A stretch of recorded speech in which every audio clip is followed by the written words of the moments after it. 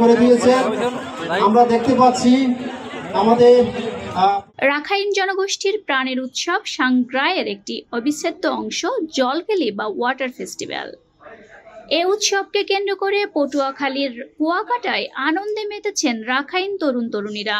শুক্রবার বেলা 3টায় কুয়াকাটা রাখাইন মহিলা মার্কেট মাঠে 3 দিনের এ অনুষ্ঠানের সভাপতিত্ব করেন রাখাইন বুদ্ধিস্ট ওয়েলফেয়ার অ্যাসোসিয়েশন পটুয়াখালীর সভাপতি এমং তালুকদার।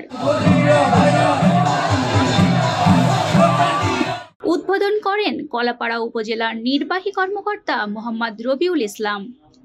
এর আগে সকালে কুয়াকাটায় শুরু হয় ঐতিহ্যবাহী সাংগ্রাই উৎসব। পুরাতনকে ভুলে নতুন বছরকে স্বাগত জানাতে রাখাইন তরুণ তরুণীরা ধর্মীয় বিশেষ প্রার্থনা, মনোজ্ঞ সাংস্কৃতিক অনুষ্ঠান, নৃত্য, মৈত্রী ও জল বর্ষণ সহ বিভিন্ন আয়োজনে উৎসব মুখর হয় এ উৎসব। অনুষ্ঠানে বিশেষ অতিথি হিসেবে উপস্থিত ছিলেন ট্যুরিস্ট পুলিশ কুয়াকাটা জোনের সহকারী পুলিশ সুপার হাবিবুর রহমান, মহিপুর থানার অফিসার ইনচার্জ মোহাম্মদ তরিকুল ইসলাম, কুয়াকাটা পৌর বিএনপি সাধারণ সম্পাদক মতিউর রহমান হাওলাদার প্রমুখ। জলকেলি বা ওয়াটার ফেস্টিভ্যাল এই উৎসবকে কেন্দ্র করে পটুয়াখালীর কুয়াকাটায় আনন্দে মেতেছেন রাখাইন তরুণ তরুণীরা।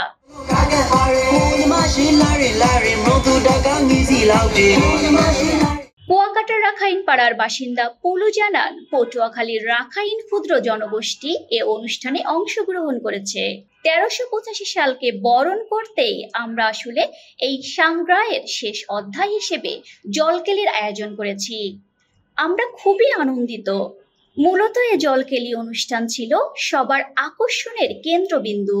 অনুষ্ঠানে উপস্থিত বক্তারা রাখাইন সম্প্রদায়কে সার্বিক সহযোগিতা ও নিরাপত্তা দিয়ে সার্বক্ষণিক নিয়োজিত রয়েছেন বলে জানিয়েছেন। তারা বলেন, দেশের সকল মানুষ এক হয়ে সব ধরনের উৎসবকে পরিপূর্ণ করাই আমাদের দায়িত্ব। অনুষ্ঠানে কলাপাড়া ইউএনও মোহাম্মদ রবিউল ইসলাম বলেন, আমরা তাদেরকে ধন্যবাদ জানাই। মূলত জলকেলি উপভোগ করতে সকল শ্রেণীর পেশার মানুষ এ উৎসবে মিলিত হয়েছে।